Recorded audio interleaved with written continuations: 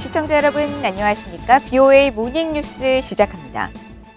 유엔 안보리에서 중국, 러시아의 겁으로 대북 추가 제재가 무산된 가운데 미국은 북한의 잘못된 행동을 막기 위해 유엔 회원국들이 한 목소리를 내야 한다고 강조했습니다. 이런 가운데 하와이에서는 미한일 3국 북핵 수석 대표들이 만나 3국 협력 방안을 논의했습니다. 첫 소식 조상진 기자가 보도합니다. 미국 정부 관리는 10일 제재가 북한 민생에 필요한 인도주의 물품 반입을 가로막고 있다는 장진 유엔 주재 중국 대사의 최근 발언에 대한 BOA의 논평 요청에 북한의 불법 행위에 대한 국제사회에 일치된 대응을 거듭 촉구했습니다. 이 관리는 북한의 잘못된 행동을 다루기 위한 유엔의 가장 좋은 도구는 안보리가 통일된 목소리를 내고 모든 유엔 회원국들이 대북 제재 체제를 완전히 이행하고 강화하는 것이라고 강조했습니다. 장진 대사는 앞서 지난 7일 대북 제재 결의 23975가 북한의 심각한 인도적 결과를 불러일으켰으며 농기계와 의료 장비, 수질 개선용 파이프와 같은 인도주의 민생용품의 대북 수입이 크게 제한돼 왔다고 주장했습니다. 하지만 BOA가 대북 제재위 제재 면제품 목록을 살펴본 결과 장진 대사가 언급한 인도주의 물품들은 이미 제재 면제 허가를 받아 상당 부분 중국에서 대기 중인 것으로 나타나 장진 대사의 주장은 사실이 아닌 것으로 확인됐습니다. 이에 대해 미국 정부 관리는 북한의 인도주의 상황을 해결하는 데 전념하고 있다면서 우리는 북한 주민들에게 인도적 지원이 도달되는 데 제재가 방해가 되지 않도록 신속한 제재 면제 과정을 통해 1718 대북제재위원회와 정기적으로 노력하고 있다고 밝혔습니다. 이어 북한은 주민들의 자금을 전용해 불법 무기 프로그램에 사용한다는 것을 모두 알고 있다며 미국은 2022년 초부터 여러 유엔 안보리 결의 위반인 북한의 도발이 고조되는 것과 이런 도발이 계속될 것이라는 징후에 대해 깊이 우려하고 있다고 말했습니다. 미국 하와이에서는 북핵 수석 대표들의 회담을 시작으로 미국과 한국, 일본의 외교 고위 당국자들의 회담이 시작됐습니다. 성김 미국 국무부 대북특별대표와 노규덕 한반도 평화교섭본부장, 후나코시 다케이로 일본 외무성 아시아 대양주 국장은 11일 하와이 호놀룰루에서 양자 3자 협의를 통해 북한의 연이은 미사일 발사 등 엄중한 최근 한반도 정세에 대한 평가를 공유하고 북한이 긴장 조성 행위를 중단할 것과 대화와 외교의 길로 조속히 복귀할 것을 촉구했다고 한국 외교부가 밝혔습니다. 일본 외무성은 미한일 3자는 북한의 핵과 미사일 활동에 대한 심각한 우려와 대응 방안을 공유했으며 유엔 안보리 결의에 따른 북한의 완전한 비핵화 실현을 위해 영내 억제력을 강화하고 대북 제재의 완전한 이행과 외교적 관여 등을 긴밀히 공조해 나간다는 데 뜻을 같이 했다고 밝혔습니다. 성김 대표는 회담 직후 기자들에게 매우 생산적인 양자, 3자 회의를 했다면서 최근 상황에 대해 매우 구체적이고 실질적인 논의를 했으며 대북 정책의 모든 측면에서 삼국 공조와 협력의 중요성에 대해 모두 강한 공감대를 형성했다고 말했다고 연합뉴스 등 한국 언론들이 전했습니다. 미한일 3국 외교장관들은 12일 호놀룰루에서 회담을 갖고 북한의 핵과 최근 2단 미사일 도발 등 현안을 논의할 예정입니다. BOA 뉴스 조상진입니다. 미국과 일본, 호주, 인도 등 4개국이 참여하는 안보협의체 쿼드 외교장관들이 회담을 갖고 북한의 최근 탄도미사일 발사를 규탄했습니다. 토니 블링컨 미국 국무장관과 하야시 요시마사 일본 외무상, 마리스 페인 호주 외무장관과 스브라마냠 자이샨카르 인도 외교장관 등 쿼드 참가국 외교장관들은 11일 호주 멜버른에서 회담을 갖고 공동성명을 통해 우리는 유엔 안보리 결의를 위반한 북한의 불안정한 탄도미사일 발사를 규탄한다고 밝혔습니다. 이어 유엔 안보리 결의에 따라 북한의 완전한 비핵화 약속을 재확인하며 북한 정권에 의한 납북 일본인 문제에 즉각적인 해결의 필요성을 거듭 확인한다고 강조했습니다. 쿼드 외교장관들은 또 남중국해와 동중국해 등 해양 규칙에 근거한 질서에 도전하는 것들에 대응하기 위한 국제법 준수의 중요성을 재확인한다면서 인도태평양 영내 가장 중요한 문제 해결을 위해 파트너들과 긴밀히 협력하는 데 중점을 두고 있다고 밝혔습니다. 4개국 안보협의체 쿼드 회의 참석차 호주를 방문하고 있는 토니 블링컨 미국 국무장관이 하야시 요시마사 일본 외무상과 회담을 갖고 북한의 최근 미사일 발사를 규탄하고 대응 방안을 논의했습니다. 블링컨 장관은 11일 쿼드 외교장관 회담에 앞서 하야시 외무상과 회담을 갖고 유엔 안보리 결의를 다수 위반한 북한의 최근 탄도미사일 발사를 규탄했으며 북한과의 외교와 대화에는 여전히 열려 있다는 입장을 거듭 확인했다고 미국 국무부가 밝혔습니다. 이어 블링컨 장관은 한반도의 완전한 비핵화를 위한 일본과 기타 동맹 또 파트너 국가들과의 협력을 강조했으며 안전한 인도태평양 지역을 유지하기 위한 미한일 3국 협력의 중요성을 강조했다고 전했습니다. 일본 외무성도 이날 보도자료를 통해 두 장관이 북한의 핵과 미사일 활동에 대해 심각한 우려를 공유하고 미일 양국이 계속 긴밀히 협의해 나가기로 합의했으며 12일 하와이에서 열리는 미한일 3국 외교장관 회담을 포함해 세 나라가 북한 문제에 긴밀히 공조한다는 데 의견을 같이 했다고 밝혔습니다. 북한이 최근 잇따라 탄도미사일을 발사하면서 미국에 대한 위협적인 발언을 내놓고 있는 가운데 북한의 중거리 탄도미사일 사정권에 포함되는 미국 자치령 괌이 관련 입장을 밝혔습니다.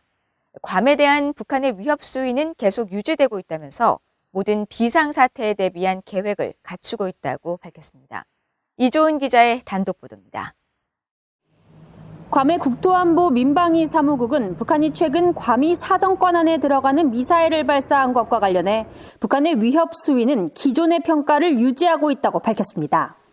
괌의 국토안보 민방위 사무국은 9일 북한의 잇따른 무력 시위와 관련한 VOE의 질문에 괌의 마리아나 지역 융합센터는 물론 미국 연방 군사 파트너들과 함께 최근 북한의 활동과 발사 등 움직임을 계속 모니터하고 있다면서 현재로선 괌에 대한 위협 수위에 평가된 변화는 없다고 밝혔습니다. 이어 작전 보완의 문제로 위협 대처 노력에 관한 구체적인 세부 사항을 밝힐 수 없다면서도 괌 국토안보 민방위 사무국은 괌에 대한 다른 나라의 위협과 관련해 계획과 준비를 조정하기 위해 미군 카운터파트와 긴밀히 협력하고 있다고 강조했습니다. 그러면서 괌에 대한 미국 국방부의 방어력은 능력 이상이고 괌을 방어할 준비가 돼 있다고 믿는다면서 대규모 경보 시스템을 비롯한 모든 비상사태에 대비한 종합적인 대응 계획을 갖추고 있다고 밝혔습니다.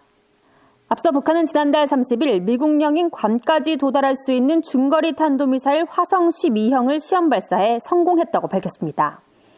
북한의 중거리 탄도미사일 발사는 북한이 대미 긴장관계를 끌어올렸던 지난 2017년 9월 이후 처음입니다. 이런 가운데 미국 의회에선 공화당 의원들을 중심으로 괌을 비롯한 미국 영토에 대한 미사일 방어망 확충을 서둘러야 한다는 지적이 이어지고 있습니다. 하원 군사위 준비태세 소위원회 공화당 간사인 마이클 월츠 의원은 지난달 26일 VOA에 괌을 비롯한 영내 미사일 방어 체계 강화가 시급하다고 강조했고 하원 군사위 공화당 측도 이 같은 조치를 바이든 행정부에 촉구하고 있습니다. 공화당 일각에선 미국이 북한과 이란과 같은 탄도미사일 공격으로부터 미국 본토를 방어할 수 있는 역량 개발 속도가 더디다는 지적도 나옵니다. 바이든 행정부의 새 국방 예산안 발표가 임박한 가운데 북한의 잇따른 미사일 발사를 계기로 미국 본토에 대한 미사일 방어망 강화 조치가 예산의 우선순위에 포함될지 주목됩니다. VA 뉴스 이조은입니다. 한국의 안보는 그 무엇보다도 북한의 도발적인 이해관계에 의해 위협받고 있다고 로버트 브라운 전 미국 태평양 육군사령관이 지적했습니다. 브라운 전 사령관은 또 미국과 한국이 인도태평양을 불안정하게 하는 활동에 함께 맞서야 한다고 강조했습니다. 박동정 기자의 보도입니다. 로버트 브라운 전 미국 태평양 육군사령관은 10일 미 전략국제문제연구소 CSIS가 주최한 화상 토론회에 참석해 북한이 제기하는 여러 위협들을 지적했습니다. 2016년부터 2019년까지 하와이와 알래스카, 태평양 지역과 주일 미국 육군 등을 관장하는 태평양 육군사령부를 이끌었던 브라운 전 사령관은 최근 잇따른 미사일 발사를 비롯해 북한의 사이버와 화학무기 위협 등을 지목하면서 핵심 위협이라고 평가했습니다. We all know North Korea's conventional threats, their military and asymmetric threats that we're seeing nearly daily now with recent launches and even moving into the ballistic missile capabilities, talk of hypersonics and so forth. And then there remains cyber threat, chemical stockpiles. So, some real key issues that remain, no doubt about it. 브라운 전 사령관은 특히 한국은 동북아의 마지막 전략 요충지라면서 북한의 도발적 이해관계로 위협을 받고 있다고 지적했습니다. South Korea's vital strategic position in Northeast Asia makes it really a nexus of trade, incredible overlapping interests in the region. And when you look at the Indo-Pacific, with 1/5 of the world's economic output coming from the Indo-Pacific region, and 4 of 12 largest economies in the world, and 4 of the 6 largest armies in the world, security threatened first and foremost by North Korea's provocative interests. 브라운 전 사령관은 또 항행과 비행의 자유 등 국제법에 따른 약속의 중요성을 강조하면서 미국과 한국은 자유롭고 개방된 인도태평양 지역을 불안정하게 만드는 활동에 함께 맞서야 한다고 말했습니다. 그러면서 광범위한 인도태평양 지역에서 지리적인 한국의 구심점 역할이 매우 중요하다고 평가하고 우리의 목표는 군사와 산업, 정부 간 협력을 넘어 미한 동맹을 한 단계 더 발전시키는 것이라고 강조했습니다. 브라운 전 사령관은 이를 위해 한반도와 영내 안정을 보장하는 것이 관건이라면서 정부와 산업 전반에 걸쳐 미한 양국 간 협력을 심화함으로써 향후 70년 이상 지속적인 번영과 안보를 보장할 것이라고 밝혔습니다. VUE 뉴스 박동정입니다. 북한이 전 세계 167개국을 대상으로 실시된 민주주의 수준 평가에서 165위로 세계 최하위권을 기록했으며 독재 정권으로 분류됐습니다. 영국 주간지 이코노미스트 산하 경쟁력 분석기관인 이코노미스트 인텔리전스 유닛이 10일 발표한 2021 민주주의 지수 보고서에 따르면 북한은 민주주의 수준을 점수로 환산한 지표에서 10점 만점에 1.08점을 받아 167개국 중 165위에 그쳤습니다. 이 지수는 선거 과정과 다원주의, 정부 기능, 정치 참여, 정치 문화, 시민 자유 등 5개 부문을 평가하며 10점에서 8점 이상은 완전한 민주주의, 6점에서 8점은 미흡한 민주주의, 4점에서 6점은 혼합형 정권, 그리고 4점 미만은 독재 정권으로 분류됩니다. 북한은 이번 평가에서 중국과 아프가니스탄, 미얀마, 라오스, 베트남 등 아시아 국가들과 함께 독재 정권에 포함됐고 민주주의 지수가 처음 발표된 2006년 이후 지금까지 단 한 차례도 1점대를 벗어나지 못했으며 지난해까지 줄곧 세계 최하위를 기록했었습니다.